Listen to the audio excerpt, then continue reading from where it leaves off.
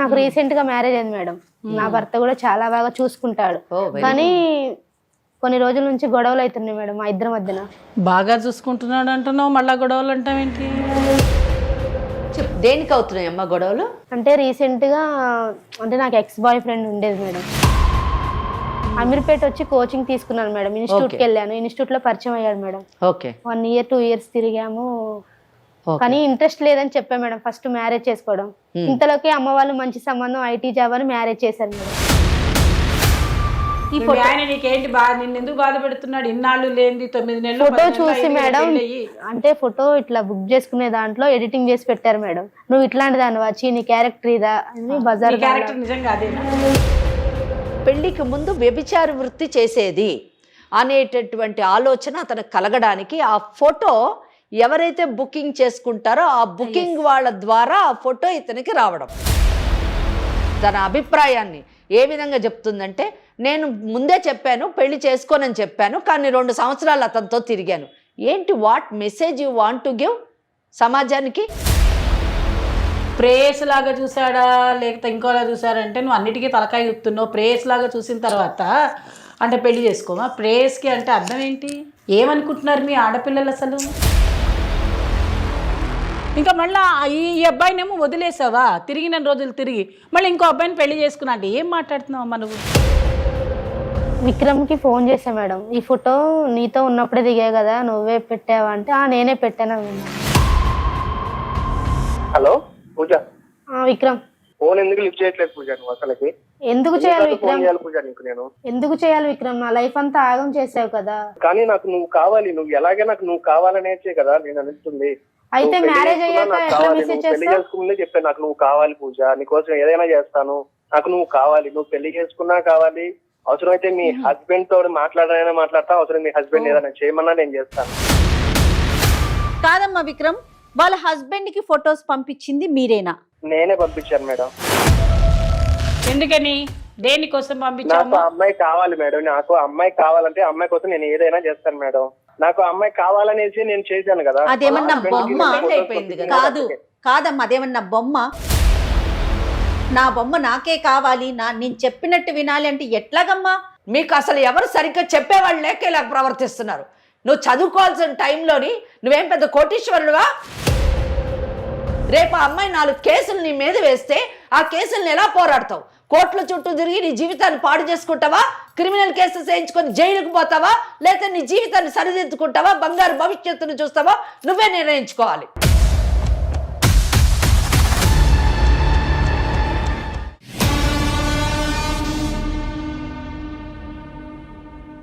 ఇండియాలోనే మొట్టమొదటిసారిగా కరక్కాయ ద్వారా ఆర్గానిక్ హ్యాండ్ బ్లాక్ ప్రింట్ లో అందిస్తున్న ఏకైక స్టోర్ మనవ్ కలంకారీ. మనవ్ కలంకారీ సమర్పించు లీగల్ అడ్వైస్ కార్యక్రమానికి స్వాగతం. నాతో పాటుగా అడ్వకేట్ వెంకటేశ్వరి గారు, అలానే మోటివేషనల్ స్పీకర్, ఫ్యామిలీ కౌన్సిలర్ కల్పవల్లి గారు ఉన్నారు. నమస్తే అమ్మ ఇద్దరికి. నమస్తే అమ్మ. పూజ అనే ఒక అమ్మాయి మన స్టూడియోకి వచ్చింది.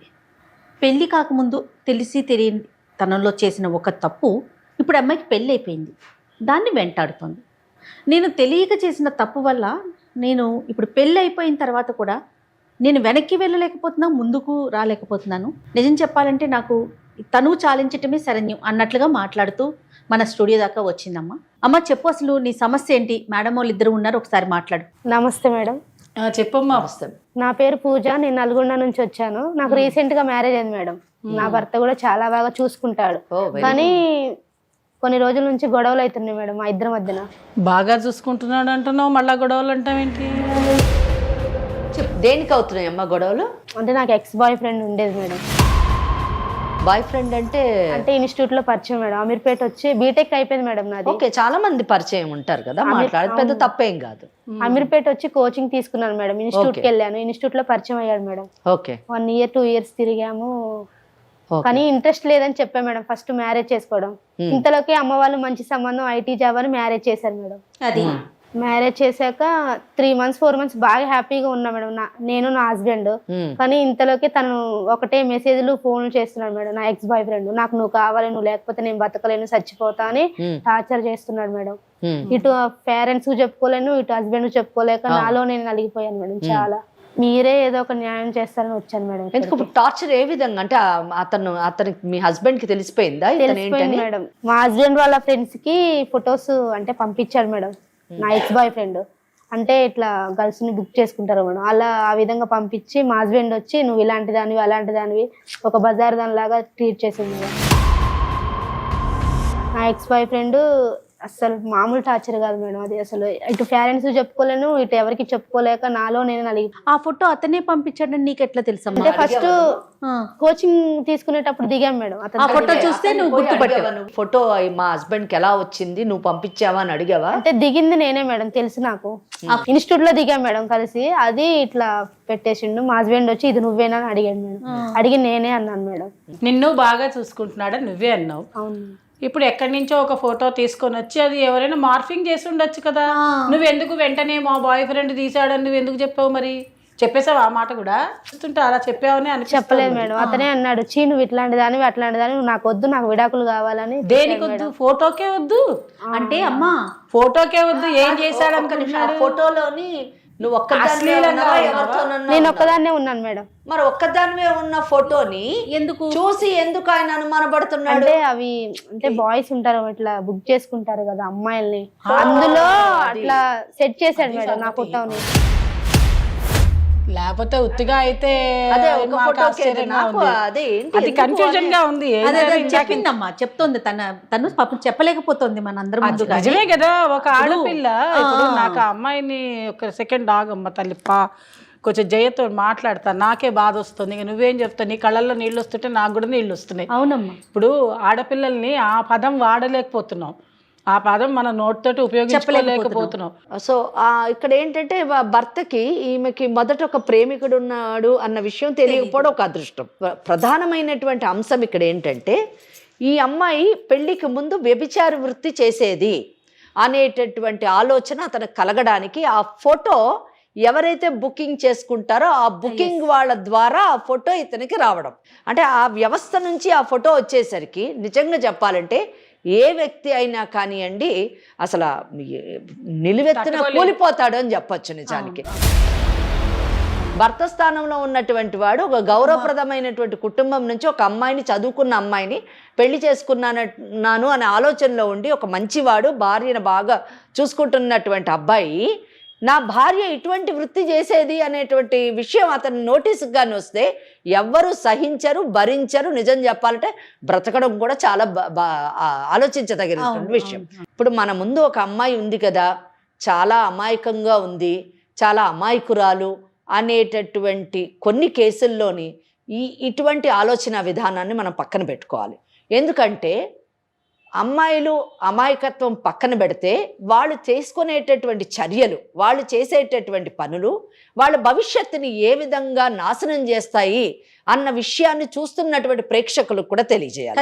అంటే ఎందుకంటే అమ్మాయి మాట్లాడేటప్పుడు అమ్మాయి కళ్ళల్లో నీళ్లు వచ్చి ఉండొచ్చుగాక, కానీ ఎంత సింపుల్గా అంటే సాఫ్ట్గానే సౌమ్యంగానే ఆ అమ్మాయి ఎంత తన అభిప్రాయాన్ని ఏ విధంగా చెప్తుందంటే, నేను ముందే చెప్పాను పెళ్లి చేసుకోనని చెప్పాను, కానీ 2 సంవత్సరాలు అతనితో తిరిగాను. ఏంటి what message you want to give సమాజానికి? నిన్ను చదువుకోవడానికి పంపించారు, చదువుకోవడం నీ పని, తోటి విద్యార్థులతో నువ్వు మాట్లాడావా, అక్కడికి మనం ఏం అనడానికి లేదు. కానీ 2 సంవత్సరాలు నేను తిరిగాను, నువ్వు తిరిగావు కాబట్టి ఈరోజు ఇక్కడ కూర్చోవలసినటువంటి పరిస్థితి వచ్చింది. ఇదే పరిస్థితి ఏ అమ్మాయికైనా జరుగుతుంది అన్న విషయాన్ని అమ్మాయిలు తెలుసుకోవాలి. వాళ్ళు చదువుకునే టైంలోని వాళ్ళు చదువుకోవాలి, ఒక పద్ధతిలో ఉండాలి, సమాజం ఆమోదించే రీతిలో ఉండాలి తప్పితే లిమిటేషన్స్ దాటితే ఇటువంటి సమస్యలను ఎదుర్కోవాల్సి వస్తుంది. ప్రతిదానికి ఒక పరిమితి, ఒక గీత ఉండాలి. అది ఫ్రెండ్షిప్ అవ్వండి, ప్రేమించుకోవటం అవనివ్వండి, భర్త అవనివ్వండి, భార్య అవనివ్వండి, ప్రతిదానికి మనం ఒక గీత గీసుకుని ఆ గీత లోపల ఉండాలి. ఆ గీత దాటితే ఆ రిలేషన్ అనేది దెబ్బతింటదేమో అనేది నా అభిప్రాయం. అది సో పూజ ఎక్కడ ఉందో చూద్దాం. గీత లోపల ఉందా, గీత దాటిందా? పెళ్లికి ముందు అంటే నువ్వు చదువుకునే రోజుల్లో అతనితో నీకు పరిచయం, నలుగురు ఫ్రెండ్లో అతను కూడా ఒక ఫ్రెండా? ఇంకొంచెం ఎక్కువగా అతను ఫీల్ అయ్యాడా, నువ్వు ఫీల్ అయ్యావా? ఇంకొంచెం ఎక్కువగా తిరిగాం మేడం. అంటే అతనికి నిన్ను పెళ్లి చేసుకోవాలనే ఆలోచన ఉందా? అతనికి ఉంది మేడం, నాకు లేదు. ఫస్టే చెప్పా మేడం, తిరిగేటప్పుడే మ్యారేజ్ ఇంట్రెస్ట్ లేదు అని చెప్పేసాను. అమ్మ ఇప్పుడు మేడం వాళ్ళు కానీ నేను కానీ అడిగేది ఒకటి క్లారిటీ, అతను నిన్ను ఒక ఫ్రెండ్ లాగా చూసాడా, ఒక ప్రేయస్ లాగా చూసాడా? ప్రేయస్ లాగే చూసి నువ్వెలా ఫీల్ అయ్యావు? నేను కూడా ప్రేయస్ లాగే అనుకున్నాను, కానీ మ్యారేజ్ అయితే ఇంట్రెస్ట్ లేదు మేడం. అమ్మ జయ ఒక్క నిమిషం నేను మాట్లాడు. కాదమ్మా, ఇప్పుడు అమ్మాయి అడుగుతుంది నిన్ను, ప్రేయస్ లాగా చూసాడా లేకపోతే ఇంకోలా చూసాడంటే నువ్వు అన్నిటికీ తలకాయ గుర్తున్నావు. ప్రేయస్ లాగా చూసిన తర్వాత అంటే పెళ్లి చేసుకోమా? ప్రేయస్కి అంటే అర్థం ఏంటి? ఏమనుకుంటున్నారు మీ ఆడపిల్లలు అసలు?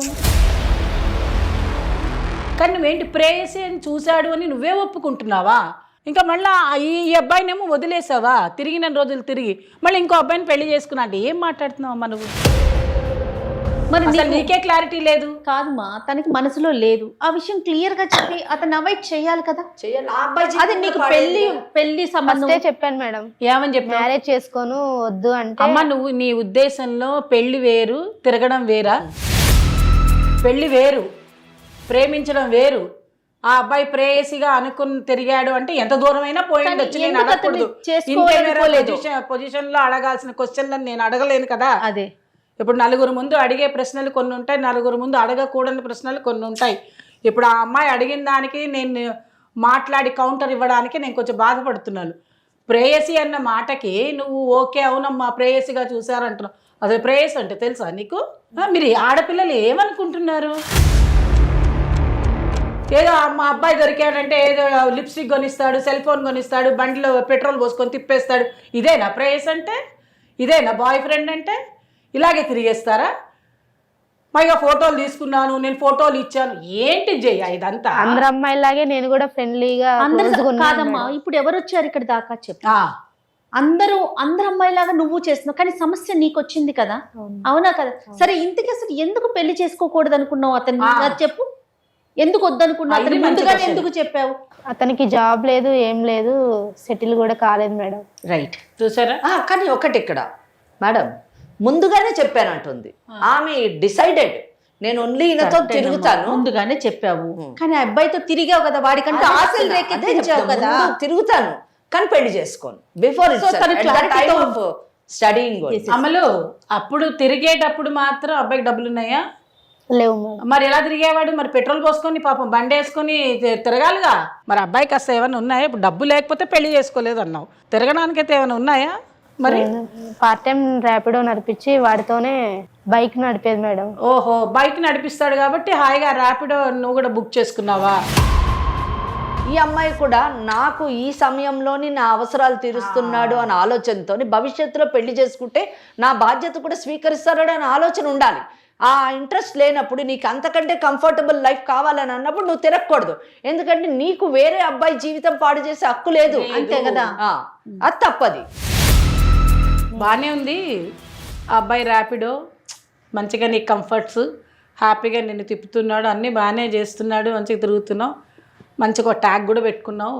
ఆ అబ్బాయి పేరేంటన్నావు? విక్రమ్ మేడం. విక్రమ్కి ప్రేయసిగా చక్కగా హ్యాపీగా తిరుగుతున్నావు, నీకు ఆయన ప్రియుడుగా బాగానే ఉన్నారు.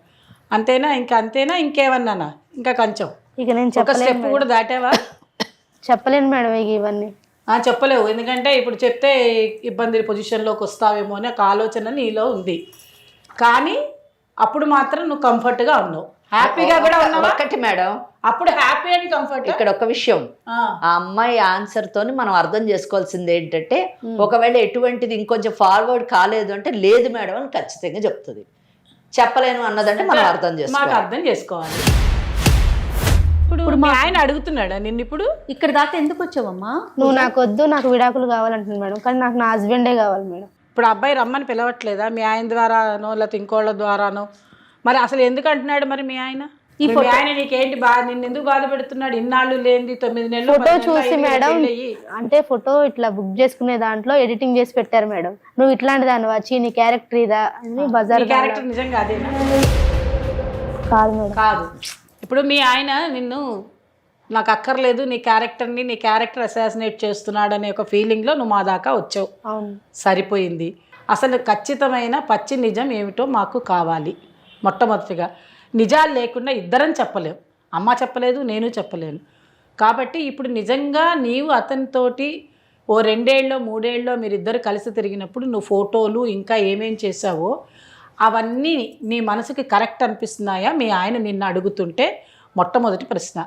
రెండవ ప్రశ్న ఏంటంటే, ఈ ఫోటో నిజంగానే ఆ బుకింగ్ చేసుకునే వాళ్ళ దగ్గరికి విక్రమే ఇచ్చాడా, లేదంటే మరెవరి ద్వారా అయినా పోయి మార్పింగ్ జరిగిందనే మాట నువ్వు అంటున్నావు కాబట్టి అలాంటివి ఏదైనా జరిగాయా? మూడవది ఏంటి అని అంటే, ఇవన్నిట్లో ఎంతవరకు నిజం ఉంది? నీకు నీ భర్తే కావాలి, నాకు మళ్ళీ విక్రమ్ అక్కర్లేదు అనే మాటకి నువ్వు ఎందుకు కంక్లూజన్కి వస్తున్నావు కూడా నాకు నీ మనసులో మాట కావాలి. విక్రమ్కి ఫోన్ చేసా మేడం, ఈ ఫోటో నీతో ఉన్నప్పుడే దిగా కదా, నువ్వే పెట్టావా అంటే నేనే పెట్టాను. అంటే విక్రమే చేశాడు. చేశాడు. ఎందుకు చేశాడంటావు? నేను దక్కలేదు కదా మేడం. దక్కలేదు. ఇప్పుడు అంటే అట్లా పెడితే దక్కుతావా నువ్వు? అదెలా దక్కు? అంటే నా హస్బెండ్ ముందు నేను బ్యాడ్ అవుతా కదా మేడం. హస్బెండ్ మీద బ్యాడ్ అయిపోతే ఎట్లా ఇచ్చేస్తే మళ్ళీ వస్తుంది. అంటే డైవర్స్ ఆయన ఇస్తే అప్పుడు మళ్ళీ నిన్ను పెళ్లి చేసుకుంటాడట్నా? అవును మేడం. ఎవరికి చెప్పాడు? నాకే చెప్పాడు. నువ్వు ఎప్పుడు ఫోన్ చేసావు మరి? ఆ రోజు ఫోటో అంటే మా హస్బెండ్ చూపించాక కాల్ చేశాను మేడం. అంటే మీ హస్బెండ్ ముందే కాల్ చేసావా? కాదు మేడం, పర్సనల్ గా చేశాను. పర్సనల్ గా కాల్ చేసావు, కానీ మీ హస్బెండ్కి ఏం తెలియదు. అసలు విక్రమ్ విషయమే తెలీదా మీ హస్బెండ్? తెలియదు మేడం. అది అదృష్టం. నాకు నా భర్తే కావాలి మేడం, ఎందుకంటే అతను చాలా బాగా చూసుకుంటున్నాడు. ఇప్పుడు విడాకులు కావాలి, నువ్వు నాకు వద్దు అంటున్నాడు మేడం. ఆయన దృష్టిలో నేను బ్యాడ్ అయిపోయినా. నేను 2 సంవత్సరాలు తిరిగాను, పెళ్ళి మాత్రం చేసుకోవద్దు అనుకున్నాను అని చెప్పేసి ఈ అమ్మాయి చెప్పడము, దానివలన దాని యొక్క ప్రభావం ఆ పిల్లోడి మీద, అంటే ఎవరు విక్రమ్ మీద పడ్డము, అతని జీవితం తప్పకుండా ఒక మానసిక శోభకు లోనై తప్పకుండా పిల్లోడు చాలా అస్తవ్యస్తం అయ్యి ఉండొచ్చు తప్పకుండా. అంటే ఎంత ఫ్రస్ట్రేట్ అయితే ఆ పిల్లోడు తన ఆఖరికి చేసుకున్నటువంటి పెళ్ళిని కూడా చిందరవందర చేసి దాన్ని పాడు చేసి మళ్ళీ తను ఆ ప్రేయసిని దక్కించుకోవాలి అనే ఆలోచన కలగడం మనం నిజంగా కొంచెం ఆలోచించదగిన విషయం. కానీ ఇక్కడ ఈ అమ్మాయి సెకండ్ ఫేజ్ వచ్చేసరికి చేసుకున్నటువంటి పెళ్ళినే కాపాడుకోవాలి. ఫస్ట్ ఫేజ్లో షీఈస్ నాట్, అక్కడ ఆమె ఏమాత్రం కూడా నీతివంతంగా లేదు, ఆమె ఎక్కడ కూడా మారల్ వాల్యూస్ని పాటించలేదు, ఎక్కడ కూడా ఆమె కమిట్మెంట్ లేదు, అల్లాటప్పాగా చిందరవందరగా ఏదో ఆ లైట్గా లైఫ్ని తీసుకుంది. కానీ ఎప్పుడైతే పెళ్లి చేసుకుందో తన భర్త యొక్క ప్రేమను చవి చూసిన తర్వాత అక్కడ బాధ్యతాయుతంగా మారి పెళ్ళి అనేటటువంటి ఇన్స్టిట్యూషన్ పట్ల రెస్పెక్టబుల్గా ఉండి నా భర్తని నేను కాపాడుకోవాలి, నా కుటుంబాన్ని నేను కాపాడుకోవాలి, నాకు పెళ్ళి అనేటటువంటి బంధాన్ని నేను కంటిన్యూ చేయాలి అని అనుకోవడం చాలా గొప్ప విషయం. సో ఇక్కడ తను ఈరోజు సుమన్ లీగల్ అడ్వైస్ కార్యక్రమానికి వచ్చి నా కుటుంబాన్ని పరిరక్షించండి, నా భర్త నాతో ఉండేటట్టు చూడండి, నా సంసారాన్ని చక్కబెట్టండి అని అడగడం చాలా హర్షణీయం. అయితే ఇక్కడ మనము ఆ పని చేసేటటువంటి అవకాశం కూడా మనకుంది. ఎందుకంటే ఆమెలోని ఈ మార్పు, ఆమెలోని ఈ యొక్క ఆలోచన మనం నిజంగా ప్రోత్సహించాలి, అభినందించాలి. ఎందుకంటే మనం సెట్ కూడా చేయగలం. ఎందుకు సెట్ చేయగలం అంటే ఇక్కడ అన్డౌటెడ్లీ పూజ యాజ్ వెల్ యాజ్ విక్రమ్ ఇద్దరి జీవితాల్లోని విక్రమ్ కూడా విక్టిమ్ అనే చెప్పాలి.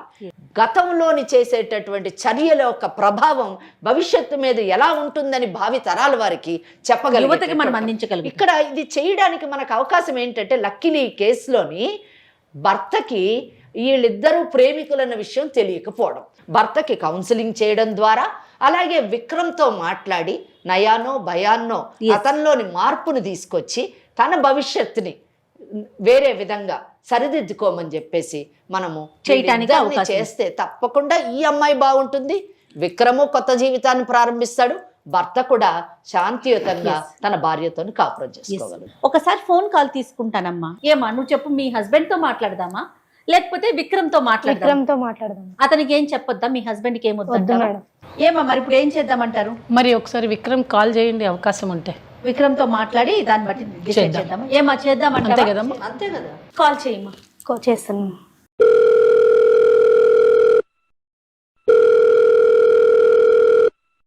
హలో పూజ.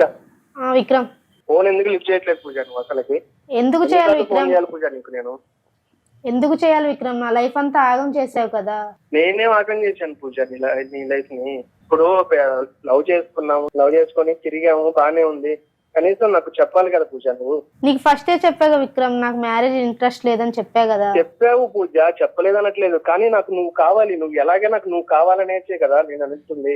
అయితే మ్యారేజ్ అయ్యాక పెళ్లి చేసుకుందే చెప్పాను, నాకు నువ్వు కావాలి పూజ, నీకోసం ఏదైనా చేస్తాను, నీకోసం మా ఇంట్లో వాళ్ళని కూడా వదిలేస్తాను అనేసి నీకు చెప్పాను కదా. నాకు నువ్వు కావాలి, నువ్వు పెళ్లి చేసుకున్నా కావాలి, అవసరమైతే మీ హస్బెండ్ తోడు మాట్లాడనైనా మాట్లాడతా, అవసరం మీ హస్బెండ్ ఏదైనా చేయమన్నా నేను చేస్తాను, కానీ నాకు నువ్వు కావాలి. అది విక్రమ్, ఇది తను పూజ సుమన్ టీవీ లీగల్ అడ్వైజ్ అనే ఒక ప్రోగ్రామ్ కి వచ్చారమ్మా. మేము కూడా లైన్ లోనే ఉన్నాం. సారీ నీకు చెప్పలేదు, కానీ ఆ అమ్మాయికి ఏం చేయాలో తెలియక దిక్కుతోచిన స్థితిలో, ఇంకా నా వల్ల కావట్లేదు అనే పరిస్థితిలో వచ్చారు. నాతో పాటు అడ్వకేట్ వెంకటేశ్వరి గారు, అలానే ఫ్యామిలీ కౌన్సిలర్ కల్పవల్లి గారు, ముగ్గురం కూర్చొని ఉన్నాము. నీ వర్షన్ కూడా వింటూ ఉన్నాము. ఏం విక్రమ్ మీరు మాట్లాడేది కరెక్టేనమ్మా? నువ్వు మాట్లాడేది ఒక పెళ్ళైన పిల్లని ఇలా సతాయించొచ్చా? నేను కూడా మీ షో చూస్తాను మేడం. ఇప్పుడు నాకు కూడా మీరు న్యాయం చేయాలి కదా మేడం. తప్పకుండా న్యాయం చేస్తామమ్మా. విక్రమ్, హలో విక్రమ్, ఇక్కడ ఫ్యామిలీ కౌన్సిలర్ ని మాట్లాడుతున్నా నాన్న. ఇప్పుడు మీరిద్దరు ఆ అమ్మాయికి పెళ్లి కాకముందు చక్కగా స్నేహితులు, ఏ తప్పు లేదు, నువ్వు మాట్లాడినవన్నీ 100% కరెక్టే. నీకు ఇంటెన్షన్ ఉన్నది పెళ్లి చేసుకోవాలని, నీకు ఇంటెన్షన్ ఉన్న మాట కరెక్టే. తను మాత్రం మొదటి నుంచి ఏంటంటే నువ్వు ఒక చక్కటి స్నేహితుడిగా ఉండాలనే కోరికలోనే ఉన్నది, అలాగే నీతో ఉన్నది. పెళ్లి చేసుకోవడానికి ఇష్టంగా లేదు. సరే, 2 ఏళ్ళు మీరిద్దరు హాయిగా తిరిగారు. మీరు అనుకున్నారు కానీ తను అనుకోలేదు కదమ్మా. అదే కనుక మీరు అప్పుడే పెళ్లి చేసుకొని ఉంటే అది వేరే విషయం ఉండేది. సరే, అప్పుడు మీకు ఏ అవకాశాలు మీకు లేకపోబట్టి మీరు చేసుకోలేదు. దానికి నేనేం అనట్లు, అయిపోయిన భాగవతం గురించి నేను కాదమ్మా. ఇక్కడ నేను అడ్డొస్తున్నాను అనుకోవద్దు. ఆ అమ్మాయి నాకు ఇష్టం లేదు అని చెప్పినా కూడా నువ్వెందుకు కంటిన్యూ చేశారు విక్రమ్? మీరు ఎందుకు కంటిన్యూ చేశారు మరి? ఆ అమ్మాయికి ఏమో ఇష్టం లేదు. ఎంత డబ్బులు ఖర్చు పెట్టాను అనుకుంటున్నారు మేడం? డబ్బులు కోచింగ్ అయిపోయిన తర్వాత ర్యాపిడో నైట్ అంతా ర్యాపిడో కొట్టేసుకొని అమ్మాయికి షాపింగ్ కానీ సినిమాలకు కానీ ఎన్ని చోట్లగానే తిప్పాను అనుకుంటున్నారు అమ్మాయి. అవన్నీ కరెక్టేనమ్మా, కానీ అమ్మాయి నాకు నీతో పెళ్లి ఇష్టం లేదనే విషయం నీకు చెప్పిందా చెప్పలేదా? అది నిజం చెప్పండి. ఆ అమ్మాయికి హాస్టల్ ఫీజు కూడా నేనే కట్టాను మేడం. ఎన్నోసార్లు కట్టాను, అడగండి అమ్మాయిని. అదేనమ్మా, మీరు కట్టారు. నాకు ఆ అమ్మాయి కావాలి మేడం, అలాగే అందుకనే నేను. అంటే నువ్వు డబ్బులు ఖర్చు పెట్టానని చెప్పి ఆ పిల్లని కావాలనుకుంటున్నట్టు అనిపిస్తా ఉంది. ఇది కరెక్టేనా విక్రమ్? అమ్మాయి క్లియర్ గా చెప్తాంది కదా మేడం. అమ్మాయికి ఇష్టం ఉండబట్టే కదా నేను ఖర్చు పెట్టింది డబ్బులు. ఇష్టం లేకపోతే అంత డబ్బులు ఎవరు కష్టపడి ఖర్చు పెట్టరు కదా మేడం. నీకు ఇష్టమేనమ్మా, తనకి కాదమ్మా. ఇక్కడ ఏం జరిగిందంటే అతన్ని కూడా మనం తప్పు పట్టడానికి వీల్లేదు. కారణం ఏంటంటే ఇద్దరు హాయిగా సరదాగా తిరిగారు, కానీ ఆ అబ్బాయి ఒక బాధ్యతగా తిరిగాడు. ఆ బాధ్యత ఏమిటి అని అంటే ఈ అమ్మాయిని పెళ్లి చేసుకోవాలి, చక్కగా తనకి కావలసినటువంటి విధానాలన్నీ చూశాడు. హాస్టల్ ఫీజు కట్టడమే కానీ మంచి చెడు అన్ని చూశాడు. సరే, పెళ్లి చేసుకోవాలనుకున్నాడో చేసుకోలేదు అనుకున్నాడో ఆ తర్వాత రెండో మాట. ఇద్దరు సంతోషంగా తిరిగారు. ఆ అమ్మాయికి కావాల్సిన విషయాలన్నీ అబ్బాయి చూశాడని క్లియర్గా మీతో చెప్తున్నాడు, మనందరం వింటూనే ఉన్నాము. కానీ అదృష్టవశాత్తు దురదృష్టవశాత్తు ఈ పిల్ల మాత్రం ఆ అబ్బాయిని పెళ్లి చేసుకోనన్నమాట మొదటి నుంచి మైండ్లో స్థిరంగా పెట్టుకున్నట్టుంది. తల్లిదండ్రులు చూపించినటువంటి పెళ్లి చేసుకుంటాను వెళ్ళి, కానీ ఆ అబ్బాయికి చెప్పలేదు అన్నాడు ఫస్టే. తనకి ఒక మాట చెప్పలేదు, నాకే విషయం తెలియదు. అబ్రప్ట్గా వదిలేసింది ఆ అబ్బాయిని. రోడ్డు మీద వదిలేస్తే తన జీవితం పాడైపోయింది. అందరూ ఏమనుకుంటారంటే డబ్బుతోటే జీవితం అనుకుంటారు. డబ్బే కాదు, మానసిక సంఘర్షణ అనేది డబ్బు కన్నా 1000 రెట్లు ఎక్కువ. ఎందుకంటే మెంటల్ యాగనీని ఎవరు తీర్చే పరిస్థితి కాదు. అలాంటి పరిస్థితిలో ఆ అబ్బాయి ఇబ్బంది పడ్డాడు. కానీ ఇప్పుడు ఏంటంటే ఈ అమ్మాయి పెళ్లి చేసుకుని ఒక అబ్బాయికి భార్య అయిపోయింది. కాదమ్మా విక్రమ్, ఇప్పుడు మేడం చెప్పింది అంతా విన్నారు మీరు. వాళ్ళ హస్బెండ్ కి ఫొటోస్ పంపించింది మీరేనా? నేనే పంపించాను మేడం.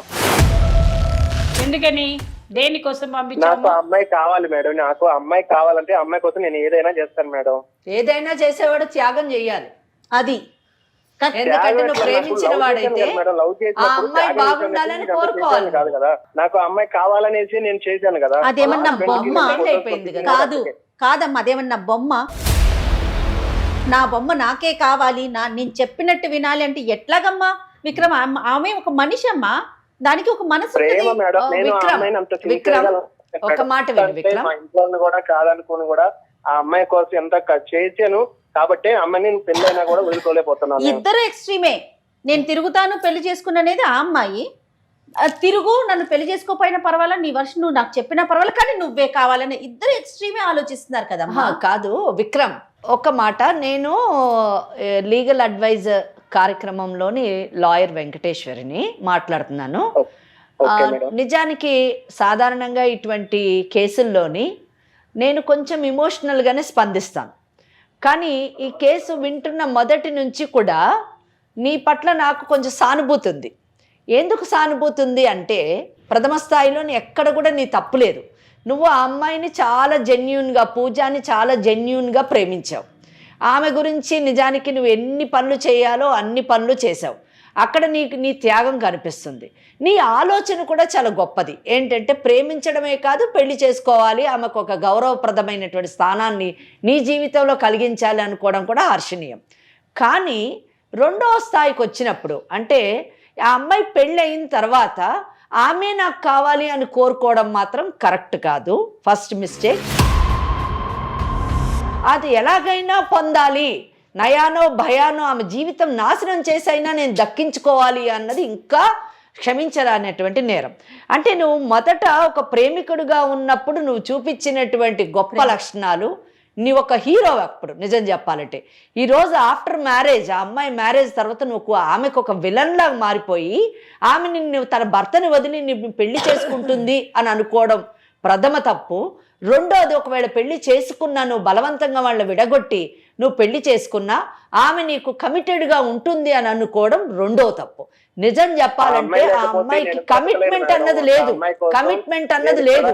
ఆ అమ్మాయి లేకుండా నేను బ్రతకలేను మేడం. ఇప్పటిదాకా నేను అమ్మాయి కోసం ఎన్నో సార్లు సూసైడ్ అటెంప్ట్ చేశాను, చేతులు కోసుకున్నాను.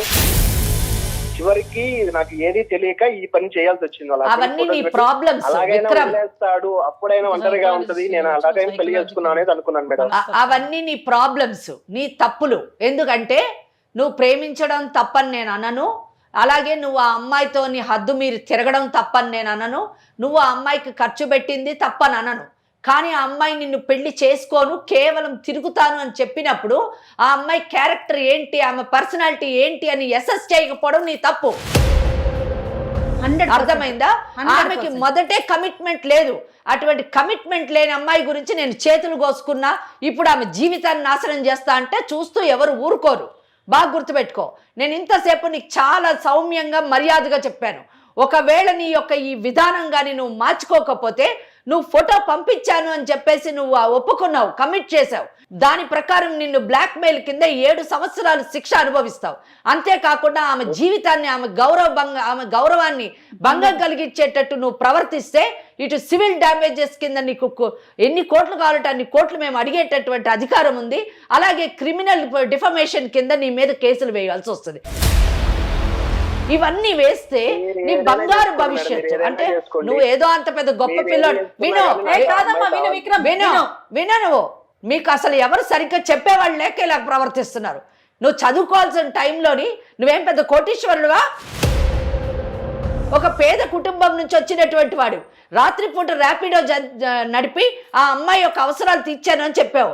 అంటే ఏంటి? మీ ఇంటి వాళ్ళు కనీసం నీకు డబ్బులు కూడా పంపించేటటువంటి స్థాయి లేనటువంటి వాడు. ఒక పేద కుటుంబం నుంచి వచ్చి నువ్వు చదువుకొని నీ కుటుంబానికి ఒక ఆసరాగా కావాల్సినటువంటి నువ్వు, ఒక కుటుంబం నుంచి వచ్చి తల్లిదండ్రుల పేరు నిలబెట్టి మంచిగా బ్రతకలు తన కాళ్ళ మీద ఆర్థికంగా నిలబడవలసినటువంటి పూజ ఈ పనులు చేయకుండా మీరు తప్పుడు పనులు చేసి ఈ రోజున మళ్ళీ ఇంకా మాట్లాడుతున్నావు ఆ అమ్మాయే కావాలని. ఎందుకయ్యా అమ్మాయి? నీకు వేరే పెళ్లి చేసుకో, మంచిగా సెటిల్ అవ్వు.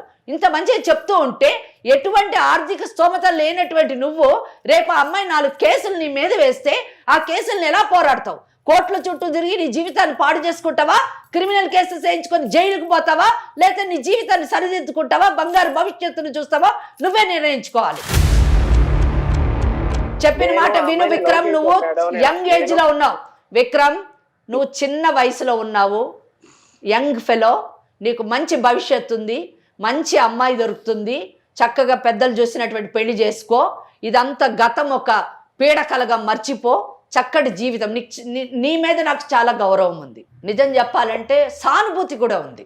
ఎందుకంటే నో డౌట్ ఆ అమ్మాయి నీకు పెళ్ళి అని కూడా చెప్పకుండా నిన్ను మోసం చేసింది, నీ జీవితం అస్తవ్యస్తమైంది అనేటువంటి ఆలోచనలో నువ్వు ఉండడంలో తప్పులేదు. కానీ అయిపోయింది దాన్ని మళ్ళీ బ్యాక్కి తీసుకురావాలని అనుకోవద్దు. Better you concentrate on your future. నువ్వు చదువుకున్నటువంటి వాడివి, మంచి ఉద్యోగం చూసుకో, జీవితంలో సెటిల్గా మీ తల్లిదండ్రులు చూసినటువంటి వివాహం చేసుకో, పెళ్లి చేసుకొని సక్రమమైనటువంటి జీవితాన్ని జీవించి ఎప్పుడు నువ్వు హీరోలాగానే ఉండు. అంతేగాని ఆ అమ్మాయి అనవసరం నువ్వు ఇంకా తెగించి మాట్లాడేవనుకో 4 కేసులు ఆ అమ్మాయి వేస్తుంది, నువ్వు కోట్ల చుట్టూ జైలుకు పోవాల్సి వస్తుంది. నీకు నిజంగా అవసరమా? You don't deserve that. According to me you are a very good boy. You please be remain like that. చట్ట ప్రకారంగా జరగవలసిన విషయాలని నీకే కాదు నీలాంటి యువత అందరికీ కూడా అర్థమయ్యేటట్టు తెలియాలన్న విషయంతో వెంకటేశ్వరి మేడం చెప్పారు. కానీ ఇప్పుడు నువ్వు జరిగిన విషయాన్ని గత అయిపోయిన దాని గురించి మనము కాలాన్ని వెనక్కి వెళ్ళి లాక్కు రాలేం ముందుకి. ఇప్పుడు మనం చేయవలసింది ఏంటంటే ఆ పెళ్ళైపోయిన ఆడపిల్ల జోలికి మనం వెళ్లకుండా ఉంటే మంచిది విక్రమ్. నువ్వు కూడా హాయిగా చక్కగా పెద్దవాళ్ళు కుదిర్చినటువంటి వివాహం చేసుకో. తప్పులు జరిగాయి, ఇద్దరి మూలాన తప్పులు అయిపోయాయి. అవన్నీ దాన్ని మళ్ళీ పోస్ట్ మార్టం చేసి గీకే ఆల్సిన అవసరం లేదు. అయిపోయిన దాని గురించి కాకుండా ఆ అమ్మాయి జీవితంతో చెలగాటాలు ఆడకుండా ఒక అమ్మాయి ప్రేమ త్యాగాన్ని కోరుకుంటుంది నాన్న. హాయిగా చక్కగా ఆ అమ్మాయి పెళ్లి చేసుకుంది, నువ్వు ఇంకా వాళ్ళ భర్తకి చెప్పాలి. ఏమని చెప్పాలి? చక్కగా చూసుకోమని చెప్పాలి. నువ్వు అదేదో ఒకవేళ నిన్ను అడిగితే. కానీ ఆ అమ్మాయి సమర్థించుకునే వ్యవహారం ఆ అమ్మాయిలో ఉన్నది. వాళ్ళ పెద్దవాళ్ళందరూ ఉన్నారు. మాలాంటి కౌన్సిలర్స్ దగ్గరికి భార్యాభర్త వస్తే మేము కౌన్సిలింగ్ చేస్తాము. కానీ ఆ అమ్మాయి జోలికి ఇక ముందు రోజుల్లో పోవద్దు. మగపిల్లలైనా ఆడపిల్లలైనా ఎవరి హద్దుల్లో, ఇందాక జయ మేడం అదే చెప్పింది, ఎవరి హద్దుల్లో వాళ్ళు ఉంటే మంచిది. హద్దులు దాటి ఎవరు ప్రవర్తించకండి, భవిష్యత్తుని పాడు చేసుకోవద్దు. ఒక 2-3 రోజుల్లో విక్రమ్ వచ్చి మిమ్మల్ని కలవాలి. అది ఇక్కడ పూజ మీ వారిని కూడా తీసుకొని రా, మీ ఇద్దరికి కూడా కౌన్సిలింగ్ చేస్తేనే మీరిద్దరు హాయిగా ఉంటారు. ఇది ఒక్క రోజులో అయిపోయేది కాదు. మనసులు అన్నీ చికాకు పడి ఉన్నాయి కాబట్టి ఆడపిల్లలైనా సరే మగపిల్లలైనా సరే ఎవరి హద్దుల్లో వాళ్ళు ఉండాలి. అంతే. నువ్వు చేసిన దానికి నువ్వు కాస్త ఎప్పుడు కూడా ఎలా ఉండాలంటే పశ్చాత్తాపం అనేది జీవితంలో ఉండాలి. రైట్. ఎనీహౌ విక్రమ్ విన్నాడు, ఆలోచిస్తున్నాడని నేను అనుకుంటున్నాను. విక్రమ్ మీకు నేను నెంబర్ షేర్ చేస్తాను, ఒకసారి కలుద్దురు కానీ. ఓకే విక్రమ్? రైట్ మా రైట్. Thank you. పూజ, ఇక నువ్వు కూడా చాలా జాగ్రత్తగా ఉండాలి. మేడం అన్నట్లుగా పశ్చాత్తాపం అనేది చాలా అవసరం అమ్మా. ఓకేనా? నీ భర్తకు అనుగుణంగా మంచిగా నువ్వు ఉండు. రైట్ అమ్మా. థ్యాంక్ యూ అమ్మా. నమస్తే. ఇండియాలోనే మొట్టమొదటిసారిగా కరక్కాయ ద్వారా ఆర్గానిక్ హ్యాండ్ బ్లాక్ ప్రింట్ లో అందిస్తున్న ఏకైక స్టోర్ మనవ్ కలంకారీ.